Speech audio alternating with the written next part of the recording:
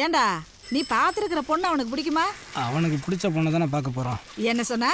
ஏத்தா, நான் பார்த்துருக்கிற பொண்ணு உனக்கும் பிடிக்கும் அவனுக்கும் பிடிக்கும். ஏன் ராமநாதபுரம் ஜில்லாவுக்கே பிடிக்கும். அவங்களுக்கு தான் நம்ம கொம்பனை பிடிக்கணும். ஏன்டா முனியாண்டி பிடிக்காது? அரச நாட்டுக்கே பிடிச்ச பையல அந்த பிள்ளைக்கு பிடிக்காம போயிருமா?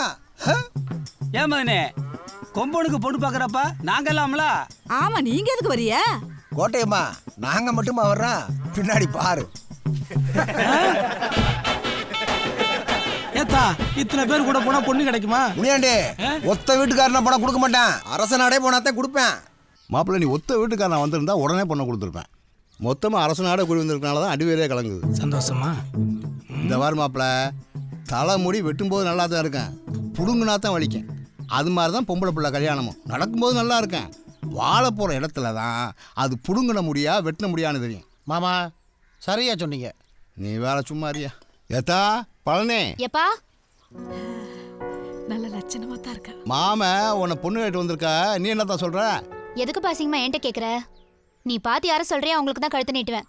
தாருப்பா, எனக்கு ஒண்ணுதான், என் கூட எப்போ நீ இருக்கணும். அதுக்கு யாரும் சம்மதிக்கிறாங்களோ அவங்க கூட தான் என் கல்யாணம். அது என்னத்தான் அப்படி சொல்லிட்ட?